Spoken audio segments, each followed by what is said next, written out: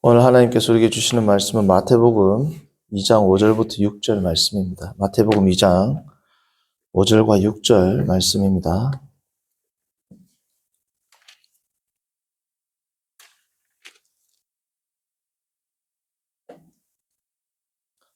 함께 합독합니다.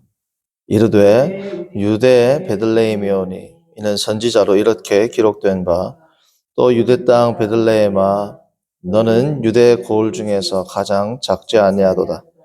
내게서 한 다스리는 자가 나와서 내 백성 이스라엘의 목자가 되리라 하였음이니이다. 아멘. 마태복음 2장 6절에 나온 말씀은 우리가 잘 아는 바와 같이 미가 선지자의 5장 2절, 미가서 5장 2절로부터 나온 말씀입니다. 미가서 5장 2절은 이렇게 돼 있어요. 조금 틀린 게. 우리 지금 마태복음 2장 6절은 유대 땅 베들레헴이야 이렇게 되어 있죠. 그래서 성도님들 마태복음 2장 6절을 읽으시면서 눈으로 따라오시면서 제가 미가서 5장 2절 한글 성경에 나와 있는 미가서 5장 2절을 제가 그대로 읽어드립니다. 그래서 어느 부분에서 차이가 있는지 한번 보세요. 미가서 5장 2절을 읽어드립니다. 베들레헴 에브라다야 너는 유다 족속 중에 가장 작을지라도 이스라엘을 다스릴 자가 내게서 내게로 나올 것이라. 그의 근본은 상고에 영원에 있느니라. 조금 틀리죠. 조금 틀린데 다른 부분은 약간 논외로하고 미가서에서는 베들레헴 에브라다야 이렇게 나옵니다. 근데 오늘 마태복음은 유대 땅 뭐라고요? 베들레헴아 이렇게 나오지 않습니까? 베들레헴 에브라다야라고 나온 것은 이 에브라다는 베들레헴을 지칭하는 베들레헴의 또 다른 이름 혹은 베들레헴이 이 에브라다 지역에 베들레헴이 있다. 이 두 가지로 볼 수 있어요. 그러니까 베들레헴은 에브라다의 별칭일 수도 있는 것이고 혹은 에브라다라는 이 지역의 베들레헴이 그 근처에 속해 있다라고도 볼 수 있는 겁니다. 제가 이 말씀을 왜 드리냐? 창세기 35장을 봅니다. 창세기 35장 표시해 놓으시고요. 창세기 35장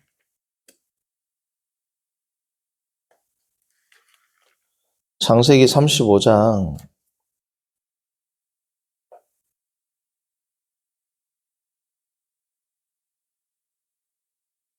18절부터 읽어봅니다. 그가 죽게 되어 그의 혼이 떠나려 할 때 그 아들의 이름을 뭐라고요? 베노니라 불렀으나 그의 아버지는 그를 뭐라고 불렀다? 베냐민이라 불렀더라. 라헬이 죽음에 에브랏 곧 베들레헴 길에 장사되었고 너죠. 에브람 곧 뭐라고요? 베들레헴 길에 장사되었다. 그래서 에브랏이라는 이 에브랏이라는 것은 베들레헴이라는 것을 알려주기 위함이다. 왜냐하면 베들레헴이라는 지명이 북쪽에 돼 있거든요. 우리로 말하면 광주같이 전라도 광주도 있고 경기도 광주도 있는 겁니다. 그래서 지금 미가에서는 이 베들레헴은 유다 지파에게 속해 있는 그 땅 베들레헴을 이야기한다라는 것을 혼란을 방지하기 위해서 이렇게 말씀을 한 겁니다. 우리가 잘 아는 여호수아서를 보시면 여호수아 19장 15절 16절을 제가 읽어드립니다. 또 갓닷과 나할과 시므론과 이달라와 그다음 어디냐? 베들레헴이니 모두 12성읍과 그 마을들이라. 스불론 자손이 스불론 갈릴리 지역이잖아요. 그러니까 스불론 자손들이 기업을 받은 그 지역에도 이름이 뭐가 있다? 베들레헴이 있다는 겁니다. 그래서 미가 선지자는 그 북쪽 베들레헴을 말하는 게 아니고 왜요? 지금 메시아 예언이 주어지는 아주 중요한 구절이기 때문에 이 베들레헴이라는 이 지역이 어디인지를 명시적으로 정확히 알려줘야 할 필요가 있었기 때문에 뒤에 에브라다라는 말을 쓴 겁니다. 그것을 이제 마태는 유대 땅이라고 지칭을 해가지고 유대 땅에 오신 예수님을 또 나름대로 강조를 하고 있는 모습을 볼 수 있습니다. 유대 지역에 있는 베들레헴이다. 유대인의 왕으로 오셨다. 를 강조하기 위해서 이 부분을 변경을 하게 됩니다. 자, 그런데 마태가 오늘 말씀해 드리는 주요한 내용은 뭐냐? 미가서를 굳이 이 대목에서도 인용한 이유가 있을까? 자, 처음엔 어제 우리가 이사야를 보았지 않습니까? 오늘은 미가서입니다. 자, 미가서와 이사야 두 인물의 공통점이 있어요. 같은 시대에 활동했습니다. 같은 지역에서, 같은 유대 땅에서 미가와 이사야가 같은 지역, 거의 같은 시대에 활동을 했습니다. 미가 같은 경우는 특히 히스기야 때 활동이 왕성하게 했죠. 그러니까 이사야와 겹치거든요. 자, 이사야가 겹친다라는 말은 메시지도 겹칠까요? 안 겹칠까요? 오늘날 이 세대 가운데 하나님께서 이끌어 나가시면 영적으로 깨어있는 목회자들의 설교를 들어보시면 비슷한 줄기가 있습니다. 그렇죠? 왜냐하면 이 세대를 바라보는 관점이 달라요. 30년, 40년, 50년 전이랑 틀리단 말이죠, 우리가. 마찬가지로 지금 이 가장 유대인들이 타락하고 완악한 이 시절에 이사야와 미가 선지자가 두 명이 함께 같은 유대 지역에서 하나님의 말씀을 선포했어요. 자, 그러면 메시지도 비슷할 거란 말이죠. 자, 이사야의 메시지의 특징이 뭡니까? 하나님의 회복이다. 근데 뭐 가운데 회복이다? 심판 가운데. 미가도 마찬가지입니다. 미가서를 보면 짧은 성경이지만 저주의 내용이 5번 나옵니다. 심판의 내용이 5번. 심판의 내용이 5번이 나오는데 정치 지도자들, 사회적 부조리, 그리고 영적인 부분, 종교적인 부분, 심지어 이 일반 백성들까지도 이 5가지의 영역을 그러니까 총체적으로 하나님께서 심판을 선포하는 와중에 그 가운데에 마치 이사야에서 하나님의 심판 가운데 메시아 예언이 주어지듯이 하나님의 심판이 선포되는 가운데 2번의 메시아 예언이 주어집니다. 그중 첫 번째가 2장입니다. 2장 13절에 이렇게 나옵니다. 길을 여는 자가 그들 앞에 올라가고 그들은 길을 열어 성문에 이르러서는 그리로 나갈 것이며 그들의 왕이 앞서가며 여호와께서는 선두로 가시리라. 길을 여는 자, 이게 길을 연다는 게 아니라 그냥 길을 이렇게 트는 게 아니라 완전히 앞에 있는 장벽들을 다 깨부수면서 길을 만들어가는 자, 웨이메이커. 우리 찬양처럼 길을 만들어가는 자가 길을 다 터주셔가지고 앞서간다. 이 메시아에 대한 예언은. 자, 그런데 오늘 미가서 5장은 명시적으로 이 하나님을 대신해서 오는 이 메시아에 대한 이 예언이 미가서 5장 2절에서는 메시아라는 단어가 명시적으로 메시아라는 단어가 나와요. 오늘 읽었던 우리 한글 성경 혹은 70인역이라든지 히브리 성경에 나오지 않지만 당시 유대인들이 읽었던 탈굼이라는 성경이 있습니다. 탈굼. 우리로 말하면 약간 주석 성경처럼 성경 밑에 이렇게 해제를 달고 좀 설명을 해놓은 성경이 있죠. 탈굼에서는 이 미가 5장 2절을 어떻게 해석했느냐. 신약 성경의 저자들은 자기들의 의도에 따라서 때로는 70인경을 인용하기로 하고, 근데 대부분 70인경을 많이 인용합니다. 왜냐하면 헬라어로 기록된 성경이니까 바로 인용하기가 편하죠. 히브리어로 기록된 성경에서 헬라어로 옮기기에는 그들이 히브리어를 잘 사용하지 않았기 때문에, 예를 들면 마태라든지 요한이라든지 이렇게 세리였던 사람이나 요한과 같이 유대 중심적인 사람들은 그래도 좀 알았겠지만 다른 유대인들은 유대인이라 할지라도 히브리어는 생소하단 말이죠. 어쨌든 그래서 70인역에서 많이 인용을 합니다. 많은 부분에. 근데 때로는 의도를 가지고 의도적으로 히브리어 마소라 사본에서 가져오는 경우도 있고 또 어떨 때는 의도적으로 탈굼에서 가져오는 경우도 있습니다.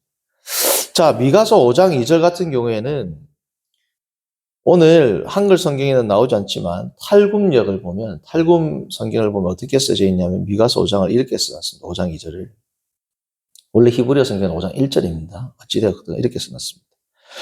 오, 너 베들레헴 에브라다야. 너는 유대 고을 중에 가장 작을지라도 내게서 내게로 이스라엘을 다스릴 메시아가 나올 것이다. 메시아라는 단어가 뭐라고요? 명시적으로 나옵니다. 그의 이름은 상고로부터 영혼으로부터 불리웠다. 상고로부터 영혼으로부터 그의 이름은 메시아라고 계속 불려줘온 그 메시아가 오실 것이다. 라고 메시아라고 딱 아예 해석을 해줬단 말이죠. 유대인들에게. 그래서 이 대목을 마태가 미가 5장 2절, 미가서 5장 2절이 이 성경에 기록되어 있지 않습니까? 이것을 마태가 인용을 쭉 하는데 인용을 하면서 메시아라는 말을 쓰지 않아도 당시의 유대인들은 탈굼에 대해서 많이 들어봤겠죠. 탈굼을 바로 마태가 인용하지는 않았습니다. 왜냐하면 탈굼보다 히브리어 성경에 더 권위가 있었기 때문에. 그래서 그 글을 쓰지만 그것을 읽는 당시의 백성들은 이 메시아라는 걸 알까요, 모를까요? 알단 말이죠. 왜냐하면 탈굼역에서 메시아라고 딱 정확하게 이야기를 했기 때문에. 그래서 미가서 5장 2절을 굳이 인용한 첫 번째 이유는 성경에 나오는데 특히 미가서 5장 2장에 히브리어 탈굼역에는 뭐라고 기록되어 있다? 메시아라는 정확한 단어가 나온다. 그래서 마태가 그것을 의도하고 기록했다. 두 번째는 뭐냐면 아까 말씀을 드리다가 말았던 내용인데 뭡니까? 이사야와 큰 틀이 유사하단 말이죠. 5번에 뭐예요? 저주가 선포되고 심판이 선포되는 가운데 뭡니까? 이 예언이 주어진 겁니다. 자, 그러면 자 보십시오, 성도님들. 미가서 5장 2절을 보면 뭐 탈굼이든 70인역이든 뭐 히브리 성경이든 불게이트든 다 뭐냐면 베들레헴 뒤에 뭐가 붙습니까? 에브라다야. 자, 이 에브라다는 첫 번째 의미로 뭐예요? 지역을 알려주는 의미가 있다 그랬죠? 북쪽에 스불론 지파가 받은 지역에 에브라다가 있으니까. 근데 이 에브라다를 쓴 이유는 지명적으로, 지리적으로 남유대에 속한 이 베들레헴에서 예수님께서 탄생하실 것이다. 이 메시아가 탄생하실 것이다. 라는 것을 밝히기 위한 지리적 이유가 첫 번째가 있고, 두 번째는 신학적 이유가 있습니다. 자, 두 번째는 뭐냐 하면, 아까 에브라다에서 어떤 일이 생겼습니까? 라헬이 베냐민을 낳는데, 베냐민을 낳을 때 뭐라고 해요? 베노니라고 부르죠, 베노니. 베노니는 나의 고통이라는 뜻입니다. 나의 고통. 나의 고통인데, 나의 고통, 나의 뭐 탄식 이런 겁니다. 그런데 야곱이 자기 아들을 그렇게 이름을 지으면 안 되니까 뭐라고 지었어요? 벤야민, 오른편의 아들, 강한 아들이라는 뜻입니다. 그렇게 이름을 바꾸었거든요. 자, 그러니까 이 베들레헴이라는 것은 어떤 의미가 있냐면 지금 창세기에서 라헬이 그의 아들을 낳을 때는 어떤 뜻이 있어요? 고통이 있고, 그리고 고통이라는 뜻이 아니고 이름을 베냐민으로 바꾸었지 않습니까? 그럼 베냐민이 야곱의 몇째 아들이에요? 마지막이죠. 그러니까 너는 유대 고을 중에서 가장 작지 아니하노다. 가장 작은 뭐예요? 베냐민을 낳을 때 이 베들레헴이 같이 속해 있죠. 그리고 여기서 가장 작다라고 하는 이 단어는 양적인 표현보다 질적인 표현입니다. 자, 그 말은 뭐냐면 베냐민이 실제로 키가 제일 작았는지는 알 수 없죠. 질적으로 뭐예요? 그 형제 가운데 말지였습니다. 마찬가지로 베들레헴은 누가 태어납니까? 다윗이 태어나죠. 메시아의 조상이라고 할 수 있는 육신 혈통적인 조상이라고 할 수 있는 다윗이 태어나는데 다윗도 말제죠.